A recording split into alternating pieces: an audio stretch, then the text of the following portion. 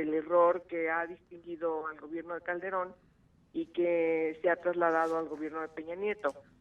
Nosotros tenemos que regresar al precepto de la Constitución respecto a que las Fuerzas Armadas y las Fuerzas Navales tienen un cometido totalmente distinto y totalmente opuesto a lo que tienen que hacer las corporaciones policíacas.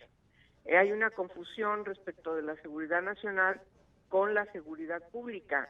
Tratar de conciliar ambos preceptos para darle legalidad, como están planteando los priistas, a las Fuerzas Armadas para que realicen, como ya lo vienen haciendo, tareas de seguridad, pero ahora respaldados por la ley, es un verdadero error. Lo que tenemos que hacer en el país es exactamente caminar por la ruta contraria, es decir, discutir cómo tenemos que reformar, cómo tenemos que garantizar que haya una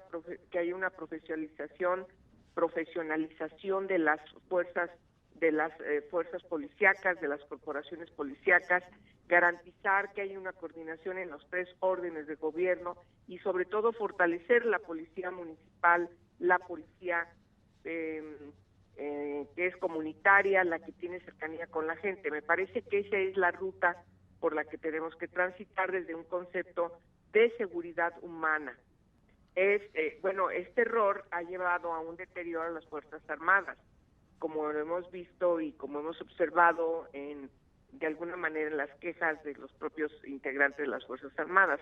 Me parece que hay que atender lo que el general Cienfuegos ha dicho, es decir, el tener a las Fuerzas Armadas haciendo tareas de policía los ha puesto en una gran vulnerabilidad y además en un gran riesgo, y el deterioro que están sufriendo frente a la imagen en el pueblo mexicano de lo que siempre ha pensado es el ejército mexicano, hoy por desgracia se ha deteriorado por las tareas en las que tanto el presidente Calderón como el presidente Peña Nieto les ha conferido. Yo insisto mucho en que tenemos que cuidar a las Fuerzas Armadas de nuestro país.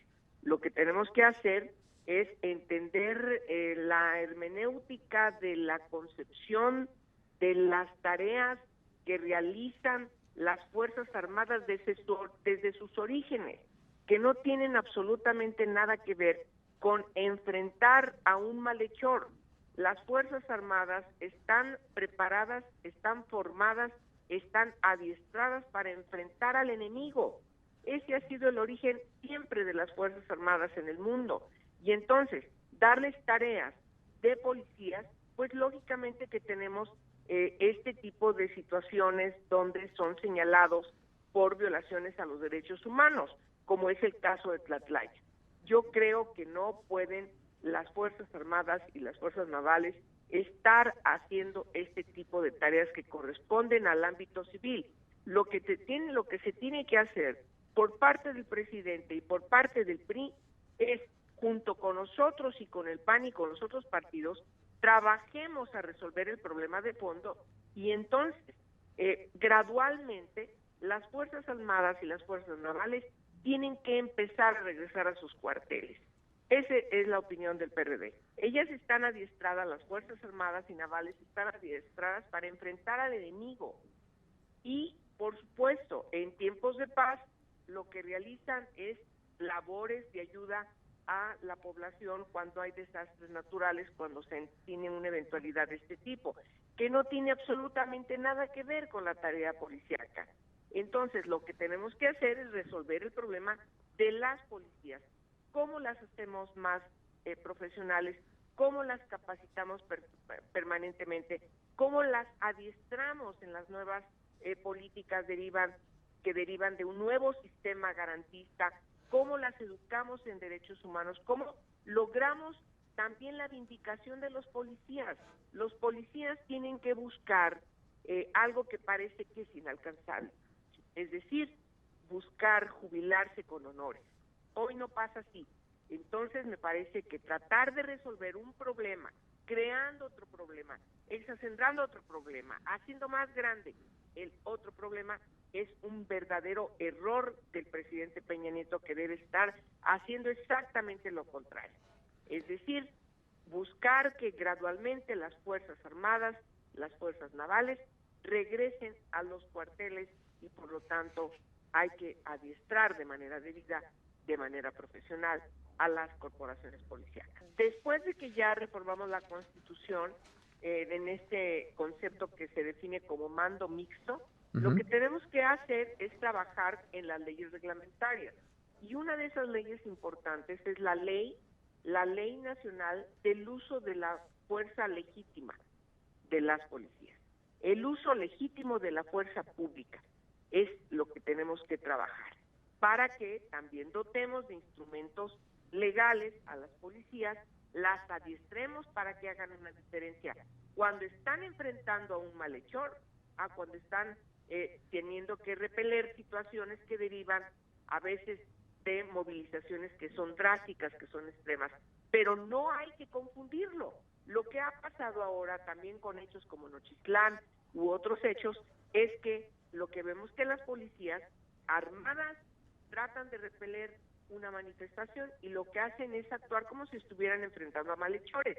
Me parece que eso deriva también de una falta de definición en una ley exprofeso que claramente ponga a discusión, inclusive con las organizaciones de la sociedad civil, con los especialistas en la materia, lo que tiene que ser esta ley que regule el uso legítimo de la fuerza pública. Esa es la tarea a la que tenemos que dedicarnos.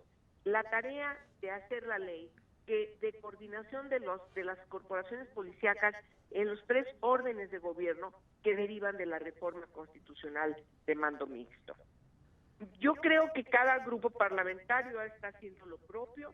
Me parece que en los próximos meses seguramente vamos a ver la discusión desde las cámaras del Congreso de la Unión de estas leyes que derivan de esta reforma constitucional, pero además también que derivan de una exigencia de las organizaciones y de la sociedad civil y por supuesto particularmente de las y los especialistas que nos han señalado desde hace muchos años que México necesita trabajar en una legislación con estas características, insisto, de seguridad humana para que podamos darle certidumbre en su trabajo con la ciudadanía, en el resguardo de la seguridad pública a lo largo y ancho del país, para que podamos transitar a un estadio totalmente distinto del desastre que tenemos hoy. Iguala, que es prácticamente de toda esa región,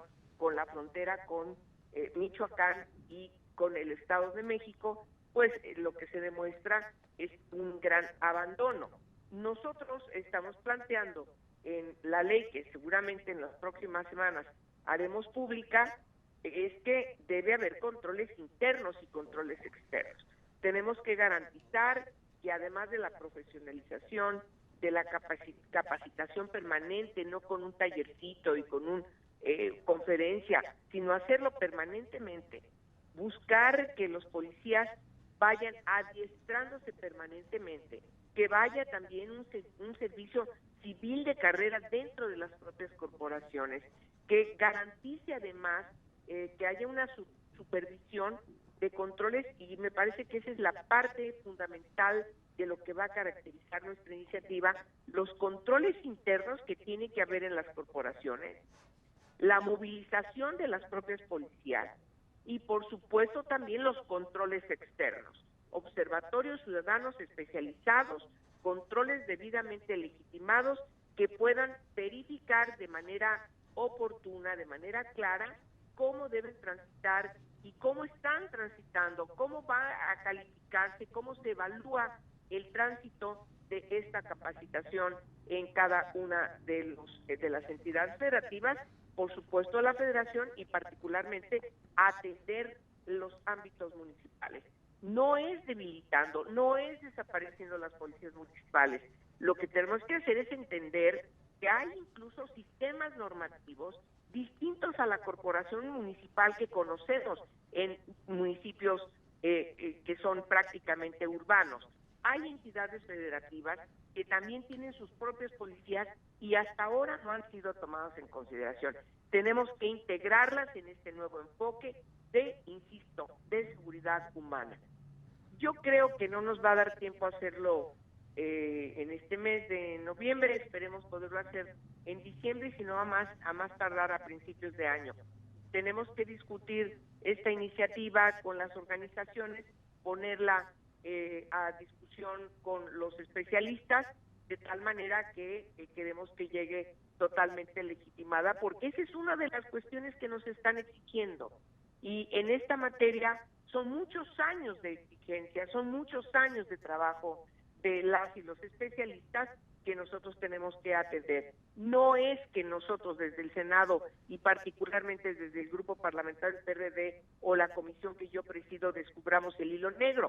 Hay especialistas muy doctos en el país que nos dicen, nos señalan de manera puntual por dónde hay que transitar en el marco legislativo que tenemos que diseñar, de tal manera que ese tránsito lo tenemos que hacer pronto para poder dar respuesta a la situación tan grave que tenemos en el país, que como usted dice, abarca a los municipios, no solamente en el caso Iguala, todos esos municipios de alrededor que están involucrados en el asunto de la desaparición de los 43 estudiantes y que hoy no se quiere abordar desde la Procuración de Justicia. De tal manera que necesitamos trabajar para responder a estas exigencias de municipios que se encuentran en una situación de gran vulnerabilidad, que están prácticamente gobernados desde hace muchos años por la delincuencia organizada, como son los que están en la frontera del estado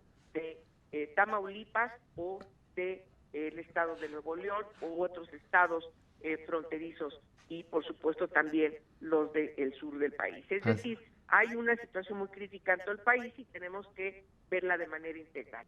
Tiene que hacerse de manera dialéctica, conforme van adiestrándose, se va teniendo cuerpos policíacos que pueden darle seguridad a la ciudadanía, a la población. De esa misma manera, las corporaciones de las Fuerzas Armadas y de las Fuerzas Navales deben empezar a regresar a sus cuarteles. Nos parece que tiene que ser así. Pero si ahora lo que se quiere discutir es darle legalidad a que los soldados y los marinos cumplan funciones de policías, pues me parece que es un garrafal error. Es seguir profundizando en el error histórico en el que ya tenemos varios sexenios y los resultados están ahí. Los estragos a la honorabilidad, al prestigio del ejército mexicano que deberíamos estar resguardando y no darles tareas para los que no están, tareas para las que no están adiestrados.